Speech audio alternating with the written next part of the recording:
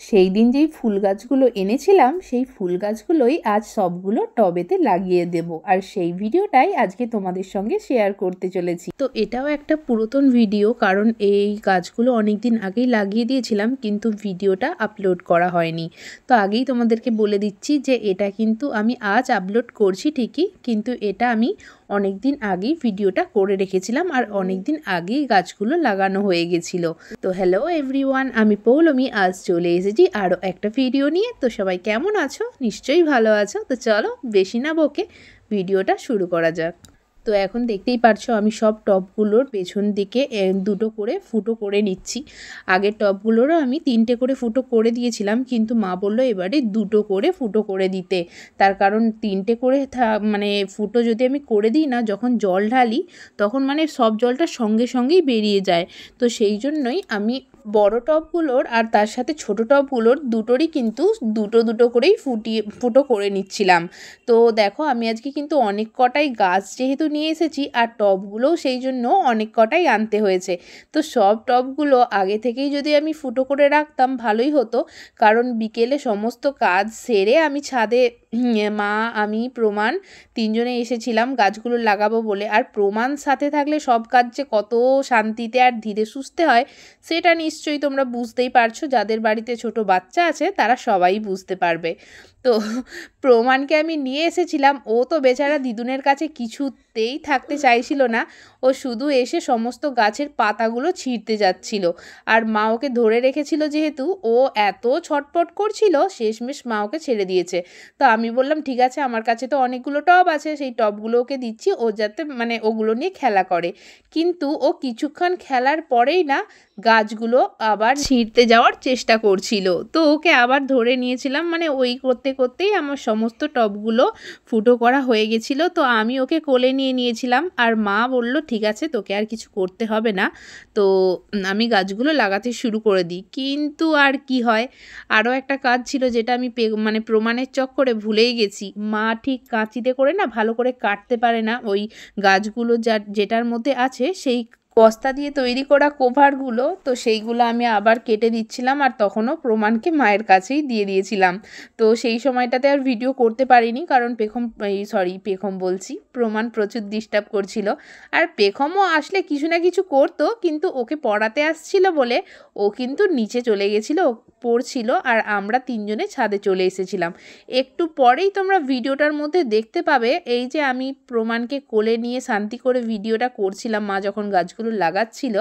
কিন্তু এতটা শান্তিতে আর আমি দেখাতে পারবো না, তার কারণ একটু পরেই চালু হবে আমার প্রমাণের কাণ্ড কারখানা। ওখানেই ছাদ ঝাঁটাবার জন্য একটা মানে ঝাঁটা রাখা ছিল, তো ও সেটা নিয়েই এবারে একটু লুচুগিরি করবে। অলরেডি ও আমার কোল থেকে নেমে গেছে, এবারেই দেখো তারপরে কি করবে শুধু তোমরা দেখতেই পারবে। আর তোমরা হয়তো ভাবতেই পারো যে আমি যতগুলো গাছ আনছি সব গাছ কেন মা লাগিয়ে দিচ্ছে। তো বললি আমি এর আগে কখনো কোনো গাছ নিজের হাতে লাগাইনি। আর আমার মায়ের হাতে গাছ লাগানোর আরও একটা কারণ আছে, যে মা যতগুলো গাছ লাগায় না একটাও গাছ কিন্তু মরে না, সব গাছগুলো কিন্তু মানে বেঁচে থাকে আর ভালো থাকে, খুব সুন্দরভাবে হয়। তো সেই জন্যেই মাকে দিয়ে গাছগুলো লাগানো। আর আমি যেহেতু কখনো লাগাইনি, তো আমার মনের মধ্যে একটা ভয় আছে, মানে কাজ করে আর কি, যে আমি গাছটা লাগাবো যদি গাছটা না বাঁচে, যদি গাছটা খারাপ হয়ে যায়, আমি যদি ভালো করে না লাগাতে পারি, তো এই ব্যাপারটা আমার মধ্যে কাজ করে। তো সেই জন্যে আমি গাছগুলো লাগাই না। আর যেহেতু মা আছে, হয় না সবাইদের ক্ষেত্রেই যে মাথার ওপর যখন ছাদ মানে একটা থাকে তখন অতটা টেনশন থাকে না, মা আছে বলে সেই জন্য আমি ব্যাপারটাতে হয়তো গুরুত্ব দিচ্ছি না। যদি মা না থাকতো তাহলে হয়তো আমার শখের জিনিস আমাকেই লাগাতে হতো, আমাকেই করতে হতো। তো মা আছে বলেই মায়ের হাতে যেহেতু সমস্ত গাছ ভালোভাবে হয়, তো সেই জন্যেই মাকে দিয়ে গাছগুলো লাগানো। আর যেমন বাকি কাজগুলো আমি সমস্ত রেডি করেই রাখি যাতে মায়ের বেশি অসুবিধে না হয়। তো যেমন মাঠ থেকে ইঁদুর মাটি তুলে আনা, ঝুড়ো ঝুড়ো মাটি কোদালে করে রেডি করে সেই মাটিগুলোকে বালতিতে করে ছাদে তুলে আনা, টবগুলো রেডি করে দেওয়া, গাছগুলোর ওই এগুলো কেটে দেওয়া, মানে যেই কাজগুলো মানে রেডি করবার সেই মানে কাজগুলো আমি রেডি করে দিই, মা শুধু গাছগুলো লাগিয়ে দেয়। আর এইদিকে দেখো তোমরা কি লক্ষ্য করেছো, আমার প্রমাণের কিন্তু ঝাঁটা নিয়ে লুচুগিরি করা স্টার্ট হয়ে গেছে। তো দেখতেই পারছো আমাদের কত কাজের ছেলে হয়েছে। ওর মা তো ছাদটা ঝাঁটায়নি, তো ও ওই জন্য ঝাঁটা নিয়ে ছাদটা ঝাঁটিয়ে দিচ্ছে। মানে কি বলবো, আর চারিদিকে যেই মাটিগুলো পড়ে আছে সেই মাটিগুলোকে আরও চারিদিকে ছড়াতে ও ব্যস্ত। ওর হাত থেকে আমি যখন ঝাঁটাটা নিতে যাচ্ছি ও কিছুতেই আমাকে দেবে না, সে কি চিৎকার করা। আর মানে শুধু মাটিটাকে নিয়ে যদি খেলা করে তাও ঠিক আছে, কিন্তু ও তো ছোট, ওর মানে কি মনে চলছে সেটা তো বুঝতে পারছি না। ও মাটিটাকে নিয়ে মুখে পুড়ে দিতে যাচ্ছে। আর যেহেতু এখানে সার টার সমস্ত কিছু দেওয়া আছে, তো সেই জন্য আমি ওকে মানে সবসময় লক্ষ্য রাখছি যাতে ও মুখেতে মানে পুড়ে না দেয়। তো এই রকম একটা ব্যাপার। তো সেই জন্য ভিডিওটা তোমরা দেখতেই পারবে যে আমি ঠিকঠাক করে করতে পারছিলাম না, কারণ ওর পেছনেই আমি ছুটছিলাম। তো এখন মা জবা গাছটা লাগাচ্ছে। আর এই যেই জবাটা না, এটা হচ্ছে গোলাপি কালারের জবা ফুল হবে। আর একটা জবা গাছ যে নিয়ে এসেছি সেটাতে সাদা জবা হবে।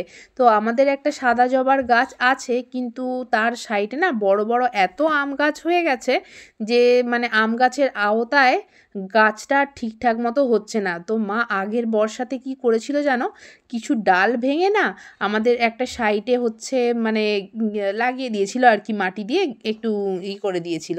তো সেইখানে দেখতে পাচ্ছি এখন বেশ সুন্দর মানে গাছটা হয়েছে, মানে খুব সুন্দর দেখবে।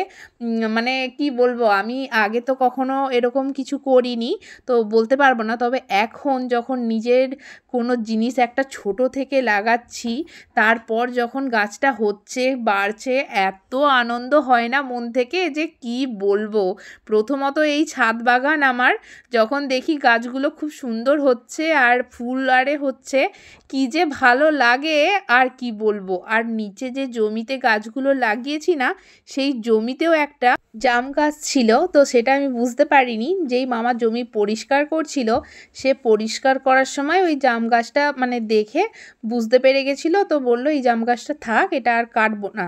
তো আমি বললাম এই গাছটা আর কী করে বাঁচবে, পুরো তো শুকিয়ে গেছে, মানে ডাল ফাল সব মানে ছোট আর কি। তোমাদেরকে আমি এর পরের ভিডিওতে যখন আপলোড করব তোমরা দেখতে পাবে, আমি তাতে বলবো যে এই গাছটাই হলো সেই গাছটা। তো গাছটা যখন মানে প্রথম দেখেছিলাম পুরো শুকিয়ে গেছিলো, মানে গাছটা বাঁচবার কোনো চান্সই নেই। কিন্তু আমি জমিটা পরিষ্কার করার পর প্রত্যেক দিন 1 বালতি করে জল ঢালতাম গাছটার গোড়াতে। এখন গাছটা জল পেয়ে পেয়ে কি সুন্দর ছোট্ট ছোট্ট মানে পাতাগুলো আমি প্রত্যেক দিন যেহেতু জল ঢালতে যেতাম, তো দেখলাম আজকে এইটুকুনি পাতাটা হয়েছে, তারপর একটু বড় হয়েছে, তারপর মানে কি এত যে ভালো লাগে যে কি বলবো, যে গাছটা একদম শুকনো হয়ে গেছিলো, এখন তা থেকে কি সুন্দর সুন্দর মানে পাতা হচ্ছে নরম নরম, কি ভালো লাগে দেখতে। তো আমি প্রত্যেক দিন যখনই ওর বাবা ফোন করে পেখমের পাপা, তো তখন পেখমের পাপাকে বলি যে দেখো আর গাছটা মানে পুরো মরেই যাচ্ছিল, জল পেয়ে কি সুন্দর গাছটা এখন হচ্ছে। তো বললো ভালো তো। মানে আমি বলে বোঝাতে পারবো না, এত ভালো লাগে আর এত আনন্দ হয় গাছটাকে দেখলে যে কি বলবো।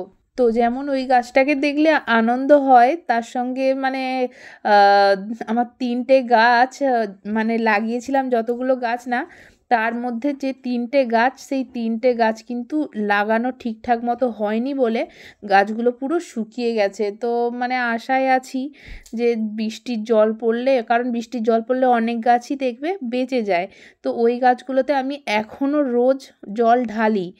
তো ওই গাছগুলো ওরকম হয়ে যাওয়ার জন্যে না, যেই মামা কাজ করছিলাম তাকে অনেক কথাও শুনিয়েছি যে তুমি গাছগুলো লাগিয়েছো, আমি তো জানতাম না যে মানে কিভাবে কি লাগায়, সেই জন্যই তোমাকে দিয়ে আমার মানে কাজগুলো করানো। তো তুমি তো ঠিকঠাক করে মানে মাটি খুলে গাছগুলো লাগাবে, তো তুমি কেন এরকম করে গাছগুলো লাগিয়ে দিলে? তো আমি যেহেতু দেখতে যেতে পারছিলাম না যে কিভাবে কি করছে, কারণ বাড়িতে সমস্ত কাজও যেহেতু নিজের হাতে করতে হয়, আর সেই সময় সব বাড়িতে অনেক লোকও ছিল, তো রান্না বান্নার জন্য বা নানান কাজের জন্য আমি আর জমিতে যেতে পারিনি। তো কিভাবে কি গাছ লাগাচ্ছে আমাকে মা জিজ্ঞাসা করেছিল যে কিভাবে গাছগুলো লাগাচ্ছে দেখতে পারিস তো একটু গিয়ে।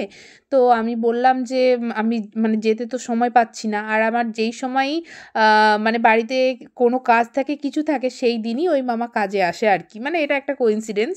তো সেদিনকে আমি আর যেতে পারি না। তো তারপরে যখন আমি মামাকে জিজ্ঞাসা করলাম যে তুমি গাছগুলো লাগালে, আর যে গাছগুলো আমি দেখেছিলাম তুমি যখন লাগাচ্ছিলে তো সেইগুলোতে তো একটুখানি করে মাটি খুলেছিলে, আর এই গাছগুলো যে তুমি লাগিয়েছো এই গাছগুলোতে কি গর্ত করেছিলে? তো তখন মামা বলল যে না, গর্ত করেই যে লাগাতে হবে গাছ তার কোনো নিয়ম নেই।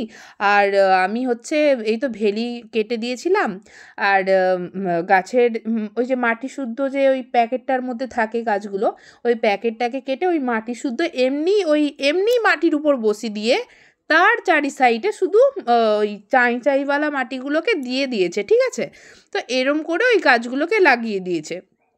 যখন আমাকে পরে বলছে, আমি এসে মাকে বলেছি যে এরম করে গাছ লাগিয়েছো। মা তো যেহেতু গাছ লাগাতো, তো মামা বাড়িতেও অনেক গাছ লাগিয়েছে, সেই গাছগুলো এখন কত সুন্দর মানে আছে। তো মায়ের যেহেতু অভিজ্ঞতা আছে, তো মা খুব রেগে গেছিলো যে এইভাবে কি গাছ লাগায়, কাজ করছে, পয়সা নিচ্ছে, সমস্ত কিছু, তাহলে জিনিসগুলো ভালোভাবে লাগাবে না কেন? আর আমিও যে মানে নার্সারি থেকে গাছগুলো নিয়ে এসেছি সেখান থেকেও পয়সা নিয়েছে আমার। তো গাছগুলো, আর সত্যি কথা বলতে না, ব্যাপারটা এটাও নয়, যখন আমি একটা গাছকে লাগাচ্ছি গাছটা যদি হয় দেখবে খুব আনন্দ হয়, কিন্তু গাছটার যদি কিছু হয়ে যায় তখন কিন্তু খুব মন খারাপ হয়। তো ওই জন্যই 3টে গাছ আমার মানে পুরো শুকনো হয়ে গেছে। তো যেই মামার কাছ থেকে আমি গাছগুলো নিয়ে এসেছিলাম, নার্সারির মামা, তো তাকে ফোন করে বলেছিলাম যে জানো মামা এরম করে গাছগুলোকে লাগিয়েছে আর গাছগুলো পুরো শুকিয়ে গেছে। তো মামা বলল যে যেহেতু ওরকম করে লাগিয়ে দিয়েছে আর নিচে মানে সার টার সব দিয়েছে, তো এখন তোমাকে মানে ওর মধ্যে তুমি যদি আর কিছু করতে চাও তাহলে গাছগুলো মানে আর বাঁচবেই না। তার চেয়ে বরঞ্চ তুমি এক কাজ করো, মানে ঝুড়ো ঝুড়ো মাটি নিয়ে ওইটার মধ্যে পুরো চুর করে মানে পুরো গাছের গোড়াটা একদম ঢেকে দাও ভালো করে। তো সেরকম করে দাও, দিয়ে জল ঢালতে থাকো, দেখবে গাছগুলো হয়ে যেতেও পারে। তো আমি প্রত্যেক দিন ওরকম করি, মানে ওরকম করে দিয়েছি মাটিগুলো দিয়ে 3টে গাছের গোড়াতেই, আর জল প্রত্যেক দিনই ঢেলে যাচ্ছি। তো একটা আমলকি গাছ আছে আর হচ্ছে 2টো আম গাছ আছে, তো ওরকমই করতে থাকি। তো দেখা যাক। আর আজ যেহেতু ভিডিওটা আপলোড করছি, আজ না সকাল থেকে প্রচুর মানে বৃষ্টি হচ্ছে, মানে এই এতদিন পর আজকে বৃষ্টিটা হলো। তো দেখা যাক, আমার তো বৃষ্টিটা যখন আসছে খুবই আনন্দ হচ্ছিল যে বৃষ্টির জল যদি পড়ে গাছগুলো যদি বেঁচে যায় তাহলে তো আমার মানে খুব ভালো লাগবে। তো আজকেই যেহেতু আমি এই ভিডিওটা এডিট করলাম আর ভয়েস দিলাম, তো সেই জন্য তোমাদেরকে আজকেই জানালাম যে আজকেই বৃষ্টিটা হচ্ছে। এবারে সবই ভগবানের ওপরে, যদি গাছগুলো আমার বেঁচে যায় তাহলে তো ভালো, আর যদি মানে যদির কথা ভাববো না, যদির কথা নদীতে ফেলে দিতে হয়। তো এইদিকে গাছগুলো লাগানো কমপ্লিট হয়ে গেছে। তো তারপর যখন আমি সুন্দর করে টবগুলো সাজিয়ে নিয়েছিলাম, ছাদটা পরিষ্কার করে নিয়েছিলাম, তারপর যে আমি এই ভিডিওটা করে নিয়েছিলাম যে টবগুলো খুব সুন্দর করে সাজিয়েছি, সব কিছু করেছি, আর তোমাদেরকে তারপরে দেখাবো বলেই এইরকম করে ভিডিওটা করে নিয়েছিলাম। তো তোমরাই বলো যে আমি টবগুলো যে সুন্দর করে সাজিয়েছি ঠিক কেমন লাগছে, ভালোভাবে সাজানো হয়েছে নাকি? আর গাছগুলো দেখো, গাছগুলো কিন্তু খুব সুন্দর হয়েছে আমার। আর যেই 2টো গাছের মানে কি নামটা বললো, রংবাহারি ফুল না কি ফুল আমি ঠিক জানি না, থোকা থোকা যে লাল ফুলগুলো হয়, সেই ফুলের গাছটা কিন্তু ফুলগুলো ঝরে যাওয়ার পর নার্সারি মামা আমাকে বলেছিল যে গাছের ডগাগুলো কাঁচিতে করে কেটে দিতে। তো আমি তখন কেটে দিয়েছিলাম। তো এখন দেখতে পাচ্ছি তার থেকে বেশ পাতা হচ্ছে ছোট ছোট, তো মানে পাতা গজাচ্ছে আর কি। তো ভালোই হবে, গাছটা আরও ঝাঁকড়া হয়ে যাবে, ফুল যদি হয় তো আরোই ভালো। তো সেরকম মানে অনেক মানে নরম নরম পাতা হয়েছে। তারপর যে বড় ওই গরম মশলার গাছ, সেটাতেও তো প্রচুর হচ্ছে নরম নরম পাতা হয়েছে। তো বেশ ভালোই লাগছে দেখতে আমার ছাদ বাগানটা। আর এই যে দেখো বেগুন গাছগুলো, তো এখন তো বেগুন গাছগুলো অনেকটা বড় হয়ে গেছে, ঝাঁকড়া হয়ে গেছে। তো এটা আগের ভিডিও যেহেতু, তখন কিন্তু বেগুন গাছে একটা মাত্র ফুল এসেছিলো, আর মানে অতটা পাতা হয়নি, তখন অতটা ঝাঁকড়াও হয়নি। এখন কিন্তু বেশ গাছগুলো ঝাঁকড়াও হয়েছে, আর এখন প্রচুর বেগুনের ফুল হয়, আর বেগুনের হচ্ছে ধরছেও 2-4টে করে, কিন্তু মানে পোকা লাগার কারণে না ঝরে যাচ্ছে। তার জন্য আমি ওষুধ নিয়ে এসেছি।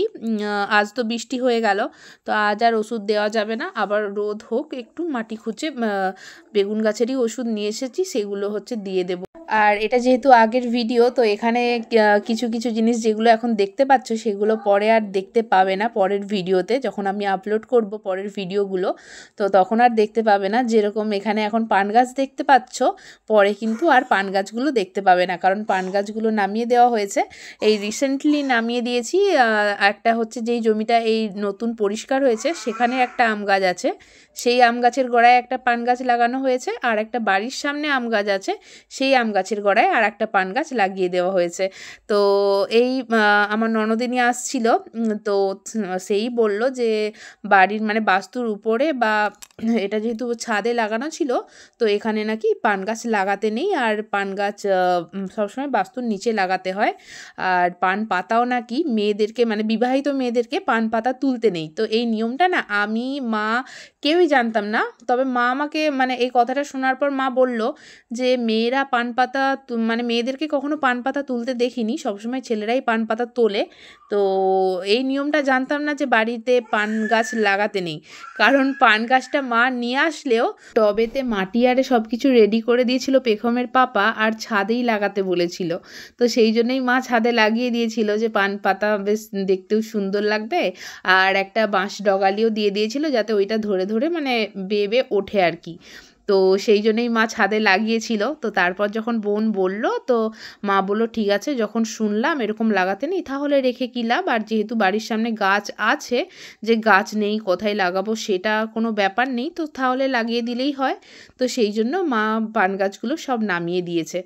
আর এই দিকে দেখো যেই ফুল গাছগুলো এনেছিলাম আমি মানে ছোট গোলাপের গাছগুলো, এই গাছগুলো কিন্তু আমার প্রত্যেক দিন মানে খুব হেল্প করে ঠাকুরের কাছে মানে ফুল দেওয়ার জন্য। প্রত্যেক দিন ফুল ফুটবেই ফুটবে, যে ফুল আজকে ফুটছে না ঠাকুরের কাছে কি দেব এরকম চিন্তা করতে হয় না।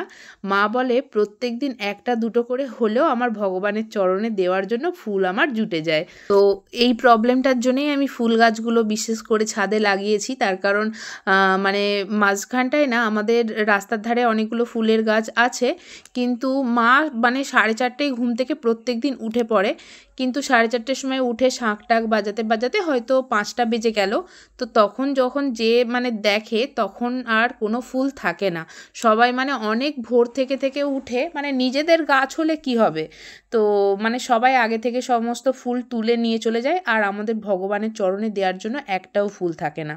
তো প্রত্যেক দিনই মা এরকম বলতো যে আজকেও আমি ফুল দিতে পারলাম না, শুধু তুলসী পাতা দিয়ে দিলাম।